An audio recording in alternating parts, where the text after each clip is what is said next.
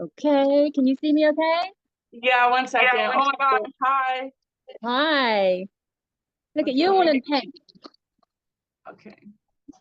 There we go. Can you hear me okay? I can hear you well. I'm outside and it's quite windy, so please let me know if it's too much. No, it's perfect. Everything is perfectly fine. That's great. I'm glad you're outside. Yeah, it's really beautiful. Beautiful, beautiful here. And now exit. Okay, Yeah, so since the wind is a little bit bad when you talk a little slower and okay. louder. Okay, I can do. Okay, so yeah, perfect. So first off, welcome to the High Frequency Podcast. Yay. I'm going to let my beautiful friend, I met her at, I believe, Battle Conquer. And I'm going to let her, where are you right now? And what do you do? And what's your name? And where are you from? Okay, Nikki. Yes, we did meet at Battle Conquer. My name is Giselle. Giselle Loopy. I'm from New Zealand. I've been traveling in Asia for nearly 9 years, and presently I'm in Cambodia. I'm at beautiful retreat center. As the Cambodia. yeah, I love it so much here. It's amazing. I'm here as the in-house yoga teacher for 2 or 3 months, and then I'm actually heading back to Battle Conquer for the third time, uh, for the privilege of teaching in return for training Muay Thai, teaching yoga and training Muay Thai.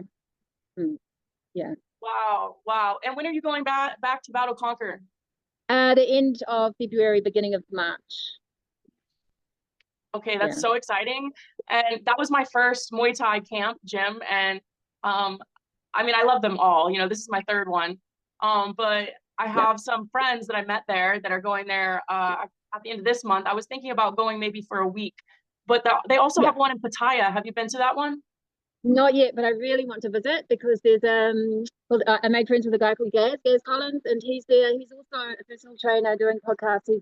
I've just watched his evolution just skyrocket while he's been there, and I'd quite like to go and see that gym. I'm not sure that I'll get time within the 3 months that I'm at Battle Conquer because while I'm there, it's always very busy, the schedule. But maybe if it's possible, one weekend I'll go down for sure. Maybe we can do that together as a road trip. Yeah, I was gonna say that, or let me know when you're at Battle Conquer because I paid for 1 month at the other gym I was at in Krabi, so I can go.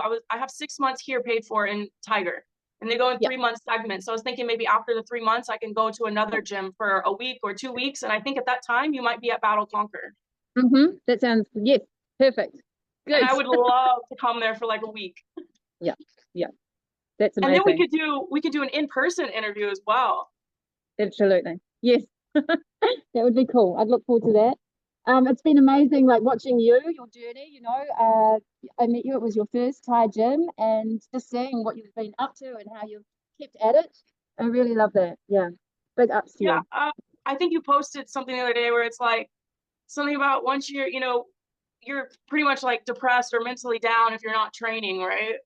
Like now that you're in that, like I fell in love with Muay Thai and Mm. it saved my life and I'm sure it saved your life. So let's get into if you don't mind sharing your past and maybe how martial arts has saved your life. Yeah, sure. Mentioning martial arts, as a child, my mum put me into judo actually for maybe 1 or 2 years. I was only How old were 34 you? kilos. So I did have some idea of what martial arts was. And one of my favorite books as a teenager was something to do with ninja, like the magic of ninjas, that they were able to hide in the snow, black and white. And so I always had some inkling of what martial arts could hold for me. But I never knew the power until I began Muay Thai. And actually, I'm the eldest of 4 children, but I have to give full credit to my sister who began Muay Thai. She was in her late 30s, I think, having 3 kids. And it was through seeing her start training, start fighting in New Zealand that I thought, we've got similar body types. I was into yoga, a little bit of weightlifting at the time, and I thought, maybe I could do that. So I also fell in love. Yeah, with that. Yeah. Um, Coming from a past of, I would say, a lot of confusion. Oh, beautiful. A lot of inner angst and also outer chaos in my world. Um, Martial arts along with yoga. So yoga is also in a way a martial art. I mean, there's no violence in yoga or ahimsa, but there is a discipline, and they say it's the martial art for the soul. So first was yoga and then came Muay Thai. And for me, they balance perfectly. I have noticed when I'm doing just mainly yoga, there is a part of me that feels unfulfilled. Yeah, Oh, that I oh do. yeah. Yeah, I do need to punch and kick. Yeah, exactly. I think there's a lot of Thai, or a lot of fighters that only incorporate fighting. You know, they're just, and they don't reach out to the other aspects of like the mental, the physical, the spiritual. You know, it's like you bringing up the ninja. The ninja does everything. You know, it's a whole mental, spiritual, and physical experience. So I want to get into, I believe you brought up prostitution, and I want to share that. So since I was 18, and I haven't really shared this. I guess I feel like that this was the moment. Since I was Mm-hmm. 18, you know, I started being a stripper. I became a stripper at 18, and I'm 31. When I was younger, Yeah. I did so many drugs. By the time I was 21, I was shooting up heroin and meth. And I Yeah. was prostituting myself, you know, half the time. I was on so many Xanax, and just I overdosed so many times on just alcohol. And Mm-hmm. one of the managers at the strip club saved my life by literally giving me CPR when I was choking on my puke. And I woke up in the hospital. But anyways, so for many years, you know, I went through this darkness where I didn't even know I was having sex with these guys. And, you know, I was just so out of it, and, you know, sick, just anything. And I spent so much money. And through all this, I was still like this one time I had sex with like these 3 Mexicans to get money to buy a phone for this kid who didn't have a phone. That's the only thing that ran in my mind of why I need this money, because I was so fucked up with these strip clubs. I wasn't making that much money, and I was just spending it all. Every time I get $100, I go buy a bag of Coke. You know what I'm saying? This was like till like I was 24, 25. Now I'm completely different. But anyways, this dark past, you know, I suffered in it for so long. And now, like I see, now I get it. Now I get that this is the light. This is the power. And so I just want to jump into your story about this. Yeah, well, we share this. I mean, we share the same past. In New Zealand, it's slightly different.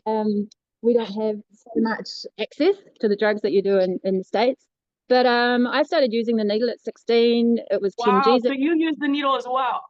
Yeah, for many years, like maybe 2 decades, maybe nearly three. Wow.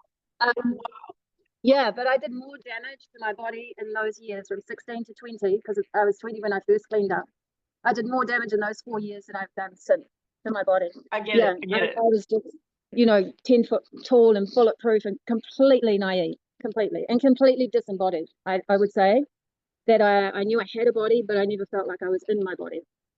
And so prostitution was not so, it wasn't so difficult, because sure, emotionally and mentally, I you know, it didn't sit well with me, but physically it was just like I wasn't even there anyway. So yeah, drugs and prostitution, that was 4 years from 16 to 20. And it was dark. And I was also making my way by myself as a teenager in the city. I'd run away from home. What city are you from? Wellington, and the North Island of New Zealand. And yeah, I was vulnerable to older, more seasoned criminals. At one stage, I was paying rent on a house for like 3 criminals to live in. Wow. And I was paying it by going to work at night and also holding a straight job during the day, because from my upbringing, I was supposed to be a lawyer or a librarian, or, you know.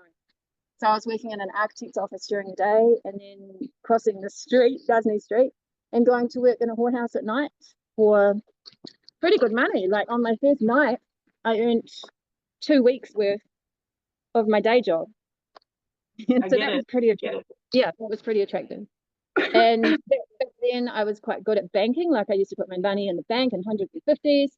And yeah, I was shoplifting like crazy. I mean, that was also not just to sell for money, but I considered it like a skill, you know, like I wanted to be good at it, and I got really good at it through practice and reading and studying and how to be a ninja, you know. I wanted to be invisible. I was invisible in my body. I didn't feel like I had a body. Yeah, so that carried on for many, many years actually.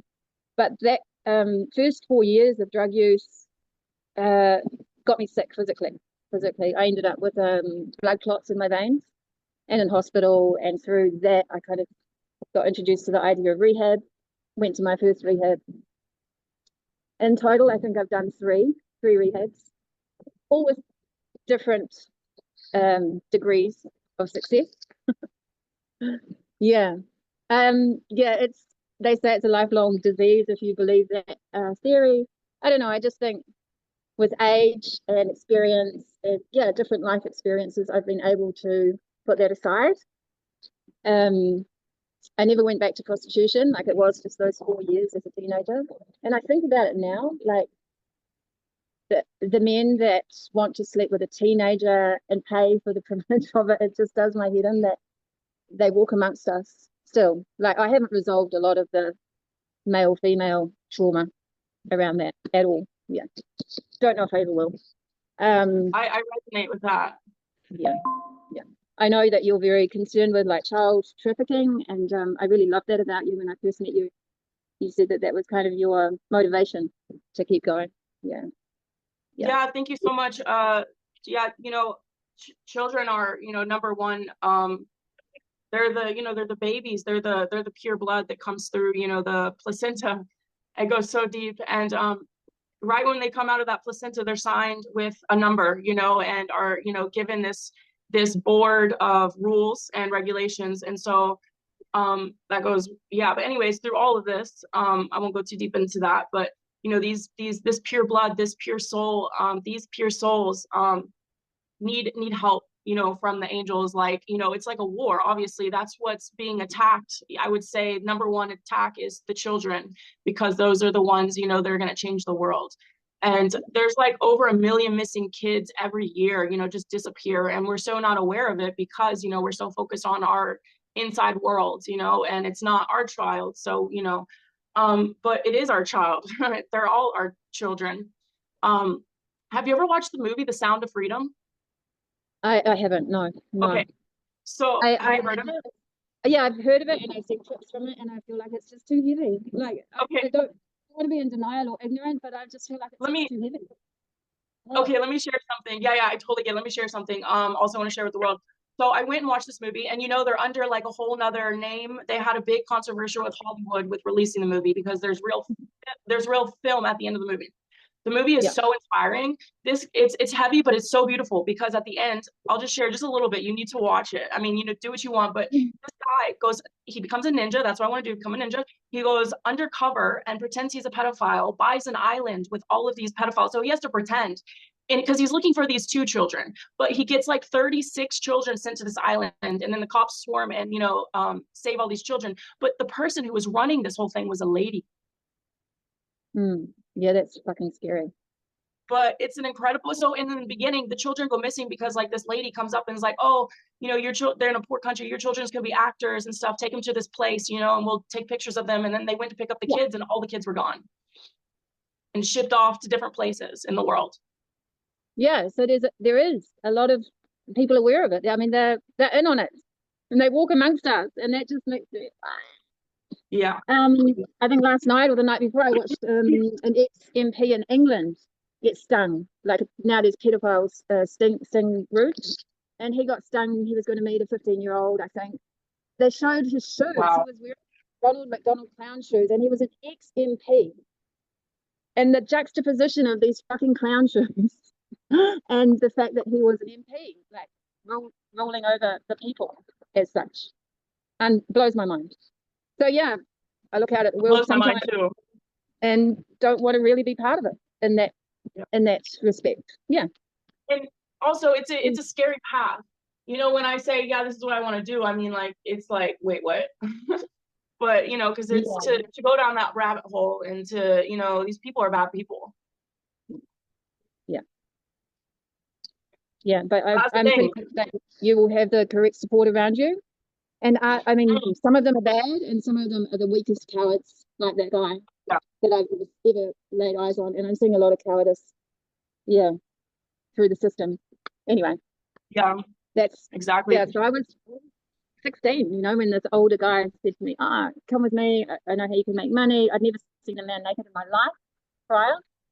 And there I was, massaging and screwing for money. Yeah, so that's that.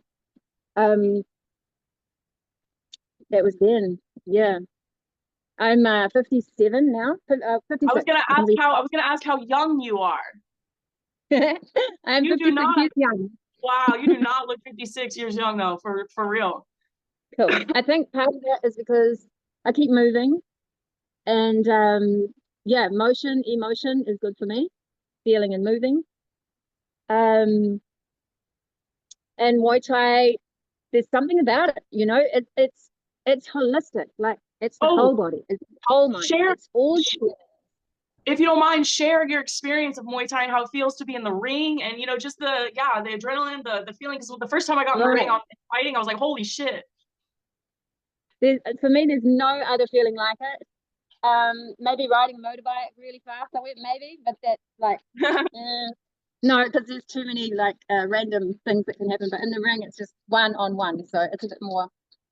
Yeah, the container is a bit tighter. So I don't know. I can talk about how it felt leading up to my first fight. Yeah. I have an obsessive compulsive personality anyway, but the training where I was in Rawai Muay Thai down south in Colac is pretty intense. Like that's a fighter's gym. They have Thai fighters there, and we're expected to join and do the Thai fighting training. So running twice a day, training twice a day. You've done it. But my mind, I just noticed my mind. I thought of nothing else but the fight and being in the ring for weeks, or what felt like Wow. more than. But yeah, that's all I thought about. Eat, sleep, train, and think about the fight. And repeat. The discipline. I don't think people see you fight, people see the upfront, but the discipline it takes to prepare for a fight. How do Yeah. you do that? Because it's so hard for me. I think a lot of it was ego. I said I was going to do something, and so I was going to do it. I mean, some people would say that's integrity, but I think from where I was at back then, it was like all about my ego, and I was going to do it because I said I was going to do it. And yeah, I fell into the routine and the rhythm, and that was really good for me. Like knowing what my day was going to be every single day was Every good for single me. day, yeah. Yeah. When you were, And oh, I go didn't ahead, go ahead. do it alone, like there's a whole team. There's like the ladies that run the office and the cleaners and the people that cook the food in the restaurant and the trainers, families that support the trainers. So I didn't feel alone. I felt very supported. And also the other members in the gym. And you know what that's like. So there's people coming for a week that have never done Muay Thai. There's fighters coming from all over the world that have had many, many fights. Yeah, there's such a range of experiences, and everyone's got a different amount to give, or some people ignore you. It's just it's for me like a huge puzzle, and all the pieces are little cogs fitting together, and it feels perfect. That's how it felt. Yeah.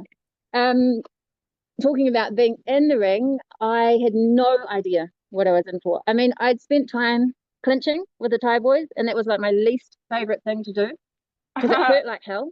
Yeah. And I'm a girl, and they were boys, and so clinching with the boys. But I remember the first knee to the stomach that I received. I was like, oh, okay, so that's what that feels like. I was like, okay, that's okay, I can deal with that. In the fight, I feel like the pain is so much less. Like you don't feel it. You're just like, I don't know how. Go ahead, but yeah, it's true. Your adrenaline is so high, probably, that you don't feel the pain. But I do remember that moment of receiving it and going, oh, okay, that's what that feels like. And it was over all too fast, bam, fight's over. I lost my first fight, but I received the trophy for having like the most heart, the fight of the night kind of thing, which was so sweet. And I had people I received a bunch of flowers, and then we all went out and partied after the fight together. And what an extreme experience, and just wow. such a how would you say, like a high point in my life, And that I never repeated that kind of euphoria, but I did fight again after that a few times. Same deal. Training is training. Fight training is fucking serious, and I took it serious. In fact, when I started Muay Thai, I didn't actually wear the shorts for 2 years. That's how much I cared about it. I didn't think I was worthy of wearing Muay Thai shorts for 2 years. Wow. Yeah. And now I have one pair only, and I've been wearing them for 6 years, the same pair. That's amazing. I lost my first Muay Thai fight with an elbow to the face, and my whole I got 10 stitches. It was gushing blood, but I wanted to keep on going, but I didn't realize how out of it I was. And I'm so excited. I'm gonna start fight prepping. I'm starting tomorrow. I'm gonna start training now that I'm in and I'm ready to go. I'm just gonna give it my all. But that first loss, you know, it's mentally, and then you, like you said, you gotta let go, you gotta learn. I learned a lot. I felt like I did really good. Like me and her were, I was kind of all over the place, but I think I was like, you know, attacking her more than she was attacking me. I just needed to slow down, and she got me with that elbow. You know, at any moment you realize, I've seen my trainers, watching them on the TV on Bangkok, they're winning the first round, the second round, the third round, then the fourth round comes, boo, they get knee done. It's like, wait, what? You know, it's just like, you never know what's gonna happen in that ring. Exactly. Exactly. Anything can happen. And that's the beauty of it, I think. Like, there's not many other Yeah. times in life that level of intensity is reached from your own effort, or, you know, you're putting yourself in the ring. Yeah, who does that? But I remember a quote somebody said is, if you don't know how to be violent, or if you can't fight, then how can you know yourself? I really like that. Yeah. I mean, it felt at the time. Yeah. So And I do know that. yeah, it takes a special person to it's not even like training, it takes a special person to get in the ring and actually fight. Yeah. I always used to say that I'd see people come to the gym and train and they were not going to fight. And I always thought, why would you do that? Why would you train but not fight? Now I'm at the other end of it, because I won't fight again. I doubt it very much. But I still want to train because it's just good for me. It's good for my hygiene, my mental hygiene, my emotional hygiene. It's good for me. And I have had some pushback, especially from yogis, that say, oh, how can you fight and still uphold the tenets of yoga? I feel I can and do. Yeah, that's a whole other philosophical conversation. Yeah. Yeah, we should like I said, when you're in Battle Conquer, you know, we can pick a deep topic and really go find somewhere. And so the one thing, all the in-person interviews I plan to everywhere is different. Yes. Cool. I really love that concept. But yeah, I would love to do that with you. I'd definitely come up there for a week. Okay, that sounds good. Yeah. I was lucky just this week, like New Year's just gone. I left a place in Laos that I wasn't happy at, and I went back to Khao Lak only for a few days. I only got to train twice at my old gym. Oh, it's just like balm to the soul. You know, the happy faces, the rhythm, the structure. It's like going home. And I owe so much to those people. They've seen me in all different states, because I was still doing a bit of drinking and Valium. And, you know, when I first arrived, I wasn't straight up. So yeah, they've seen me in all kinds of states. I've had like scooter accidents. I've been drunk and asked to get picked up. And the how do you say, the container of what I would call love or acceptance is so deep there. Like, sure, it's been nearly a decade. They know me. Yeah, I feel known and accepted. But I think that's true of all Muay Thai gyms. There's just this special Thai magic. Yeah. Yeah, and I love, like, when you go, you know, I just absolutely love living at these camps. And, you know, when you go, you're brand new and you can be the person that you want to be. And no one knows your past. So your past doesn't exist. Yeah. Yep. And it just gives you this freedom, and I've never had any drama. Like, these people are amazing. Like you said, athletes and fighters from all around the world. And we're all here to elevate, and that's why it's so special, the people and the people you meet. And, you know, like you said, the ties, the families, the gyms, the communities at the gyms, like, it's just incredible. Yeah, I feel very, very blessed, very lucky to come across it. And I owe it to my sister, of all people. My sister, she began, you know, I think she was in her late 30s or 40s, and she kind of climbed up through the New Zealand ranks and won belts, I think 10 belts. Amazing. Wow. You know, just yeah, totally. Was that Muay Thai? Muay Thai, yeah. Wow. So yeah, something about, and my brother has ended up with a Thai lady as a girlfriend or partner, and they have 2 children now. So he has 2 half Thai children, and I'm an auntie to 2 half Thai little nieces, which I love. I've met them. They came to Thailand last year while I was at Battle Conquer, actually. So yeah, there's some connection there. Very, very blessed for that. Yeah. Wow, that's amazing. Oh my gosh. Wow, congratulations to you and your whole family. And everything's just gonna I feel like 2025 is like Speed Zone, Elevate, you know, like the gifts are the miracles, everything's happening for us. Yep. I completely agree. I don't know why I feel that about 2025, but I do. I feel like this trajectory that I've been on, poof, this is where it hits, like the speed of sound, sonic, something's changing. Yeah, sonic. Exactly. Exactly. So I'm recording, I have the captions on. So everything you've been saying has been the captions. So it's perfect if the wind. Anyways, I want you to share your Instagram if you have a page, because I know you do anything that, the work that you do and you want to share that information and, whatever. Sure. I can. Oh, you've just frozen. That might be my end. Yeah, sure. Do you want me to share that in writing with you? Or speak it out? My Kiwi accent will probably corrupt some of your captions. Let's see. Let's see what happens. The captions on Zoom are pretty good. It's been getting everything correctly, but you can speak it out, and then also you can Okay, write cool. it out and send it to me. Yeah. Okay. All right. So I have an Instagram page that I began for my Muay Thai, but I started it quite late. I think I was in Africa at the time. So a lot of it is retro, like older photos that I've posted. But I am thinking off the trampoline off this podcast about creating some more content to do with being 57 and going back for 3 months, and maybe like taking my weight and measurements at the beginning. I mean, I'm not overweight or anything, but I've been away from the gym for a while. So and seeing like what does 3 months of training do to a pretty healthy, normal 57-year-old, I'm thinking about, somehow encapsulating that. So that's Gal, GAL, which are my initials, Gal underscore Muay Thai, Gal Muay Thai. And then for yoga, I also have a more active page, which is Giselle underscore yoga underscore coach. And my personal page, which I don't share very much on, but lots of stories, at Giselle Loopy, .loopy, just my name. So I'll add those in writing to you, and you can share them if needed. What do you think about that idea? About like this, I've been completely shy about going live on camera, but something about doing this journey, like it's a revisit. I've been going to gyms for nearly a decade, Thai gyms, and also in Africa. So for 3 years, I was training over there as well, West Africa.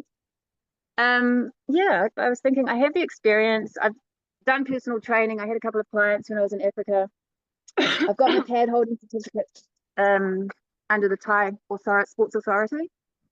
So yeah, now is the time, right? I think that you're going to do amazing. Also, I think you should open up a YouTube channel. I opened up one about a year ago, and I have almost 400 subscribers. Mr. Beast, who is the #1 YouTuber in the world, it took him 4 years to reach 1,000 subscribers.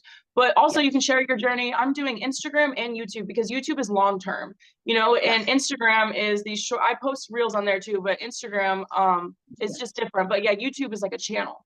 I think you should do both, and I think you should go for it. And like we could, the podcasting, the speaking, we can do Zoom calls with a couple people and just speak and record these and share them on each other's social medias. We can do, one idea that I really want to do is like you and me in different places, we're recording and we're both in an ice bath, and then because I have a microphone, and we have a team all doing ice baths while we're doing an interview. It's like a Zoom. Awesome. Things like that. Like really, if we're not in person, we go out and do activities together with the podcast. You just need I have this amazing, let me show you real quick. It's a good investment. So this right here is it's perfect. So this iPhone or Android, you just stick it into the charger port, and then you have 2 microphones and you clip it, and you can leave the phone, you can leave the phone 10, 15 meters far away recording, and you can be in the ice bath with this and it will get everything perfect. Yeah, I love it. I have seen somebody using that just recently in Dubai. He's in Dubai. Yeah. So, cool. I mean, if you're down, we can figure something out, it would be cool. And, like you said, your journey, sharing that journey and stuff. And I would be down to do collaborations with you.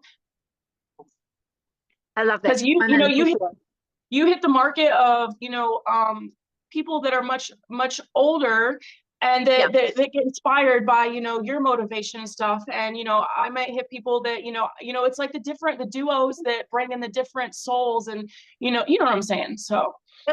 Absolutely. We complement each other. We have a shared history.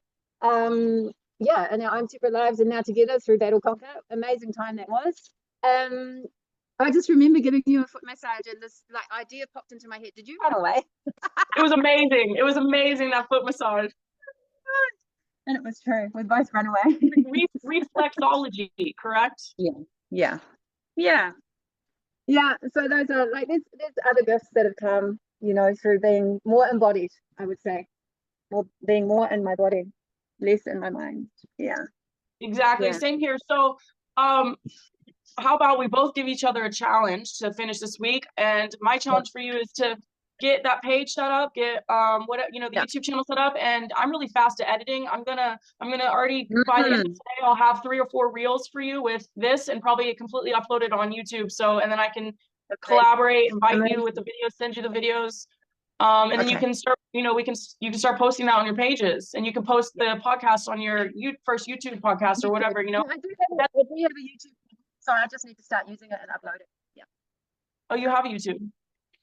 Yeah, but I've only uploaded like tiny little, I think 3 tiny little yoga snippets, but I need to start uploading, like you just said. Yes. And your challenge, madame, what shall I say? You need to go to training twice a day, every day. Is Sunday off where you are? No, I'm gonna train every day. Yeah, okay, starting tomorrow. Tomorrow. I All actually right. told myself that too. 2 trainings a day. Cool.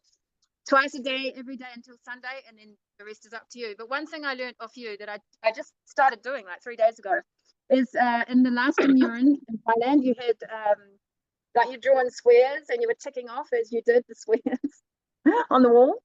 And so I've just done that with my gratitude practice. I've got 40 days and I'm ticking as I do my 40 days. So yeah, amazing. I love that. It works. It's so simple and it works. It does. I just started this on my wall. Hold on. Ah, I love it. It's just right now. Yeah, these are just like the podcast that I'm completing so far. Cool. You're on fire, girl. I'm what? You're on fire. You are too. Yeah, so this is the Tiger Muay Thai room. It's actually like this is the most nicest place I've ever stayed. Girl, I've been staying in bunk beds, like hammocks, I like saw. Yeah, I saw. I've This is really, really never. lovely. They've gone Yeah, in the amazing. bathroom.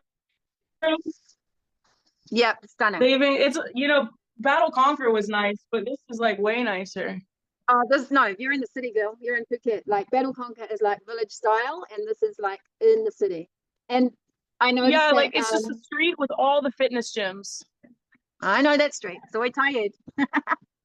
You got to go across the road and get a yogurt. Where they weigh the yogurt, and then you put your toppings on top. Have you been? There's a little shop. Oh, I just saw that. I need to do that. Yeah. It's a lot of things. Yeah, I you just gotta got do that. settled in. I was getting everything figured out. But yeah, there's a lot I can do on this street. I'm really grateful. And then there's also one. Well, Just one thing that I used to love going is the flotation tank. Opposite Tiger down the road, there's a flotation tank you can go in. I've done that before. They have one here? Yeah, just across the road. Yeah, down the road. Enjoy. That's like you float on the water, right? Yeah, the water rooms is like really, really salty, like so much salt that it can't dissolve, and it keeps you floating like the Dead Sea. And they can put music on, and it's dark, and you just float. That's it. No stimulation. Amazing. Okay, I have a question. How much was that? Because let's compare of how much it was I paid in America. But do you remember the price range? I don't think it was cheap. It might be like between 30 and 50 bucks, something like that. It was like 150 in America, so that's pretty Whoa. cheap. Whoa. Yeah, take advantage. Yeah, that's wonderful. They can actually put you in a different state. Like, yeah. $30 is 1,000 baht. Yeah. Yeah. Yeah. Cool. Wow, amazing. Okay. Oh, let's see your scenery. That looks beautiful behind you. Yeah, I'm in this retreat place, which is completely built out of bamboo. So this is where I teach yoga here. And then the rest of it is just garden. It's stunning. I can't move too much, but the Mekong River is just over there. So I have a view of the river. Wow. And it's completely changed from the last time I was here. It was a lot of water. Everything was underwater, and now everything's dry, windy. There's sandbars in the middle of the Mekong because there's no water. It's completely different. Amazing. Just 3 months later. Wow, and this is in Cambodia. Cambodia is wonderful. It's like maybe Thailand was 20 years ago. That's what some people say. Wow. It suits me well. I really love it. I'm thinking about for 2026, bringing people on retreat here. Yeah. Mm, That's a great idea. yeah, and a year is long enough to build up momentum, and through social media, of course. And yeah, I mean, I have people all over the world that I've taught that I'm still in touch with to invite. Mm. The plan is to go home for Christmas Amazing. Amazing. this year, 25, but not to stay, just to visit. Yeah, like you did. I mean, I know you went home Nice. for a sad reason. I saw you were living in your car for a little bit. Yeah. Yeah, I do that. I will like I said, this is the most luxury. I've been solo traveling the world for like 7 years. I've never really had my own place.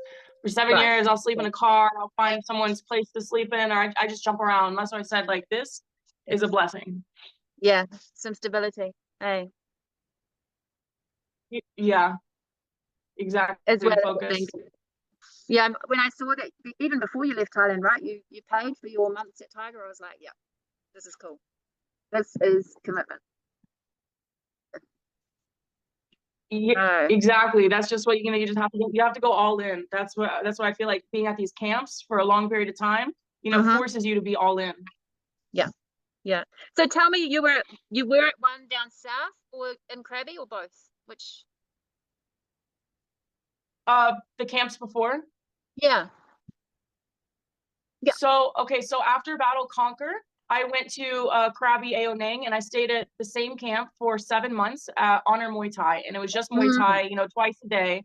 yeah. Small family camp, all that you literally eat, shower, everything with the trainers. Like everyone lives right there. So very family oriented. But yeah, so right when I got there, I got a call, and that's when I got the call that my mom was passing away. So I flew to Florida and my mom passed away, which thank the God that she finally went to heaven, because she was just so she was a crackhead. She pretty much died from crack. But anyways, so I was only at Honor for like 10 days, and then I had 3 months paid for, and I was like, you know what? F this. I asked my grandparents to help me pay again, and so they paid for another 3 months. So when I went back, I got to stay there 6 months. Cool, cool. Yeah. So yeah, so I did about 6.5 months, a month at Battle Conquer. So that was almost 8.5 months. And then I ran out of money. Well, then my time went out at Honor. So Yeah. I was like, let me just fly to Hawaii and work at a strip club there, save every dollar, and then come Cool. back to Thailand and train.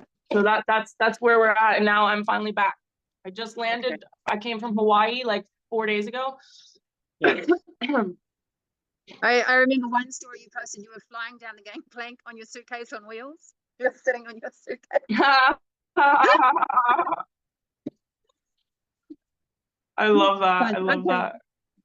Wow, that's quite the contrast for you, eh? To come from like nightclub scene, dancing, and then come to the Muay Thai gym. It's like different worlds. Yeah, I was like, I had a flight, and on the 7th, that's when I flew to Thailand. And a couple weeks before, every day, I'm like, I need to stay longer here in Hawaii. I don't have enough money. I don't have enough cash. And I was just gonna miss the flight. And then the day before, it came up, and all my synchronicities, all these people around me were like, get on that fucking flight, just get on that fucking flight. And I was like, fuck that shit. And I got on I was like, I cannot walk this job. I was like, everything will be aligned. Just get on that fucking flight and go to Thailand. Everything has happened perfectly. Yeah. I'm really, really happy for you. Amazing. Yeah. It's such a cool story. I can only be in that until. Yeah. Thank you. Well, I have to do some things. I'm sure you do too. Yeah. This was an amazing time and experience, and wow, thank you for sharing everything. Thank you, Nikki. It's amazing. I'm really, really grateful. Thank you. Loving it. Yeah. So we'll stay in touch, and I'll see you at Battle Conquer, I hope. And until then, I've got eyes on you. I got eyes on you. I got eyes on you. Okay. Big kisses. Mwah. Ciao. Bye. Bye bye.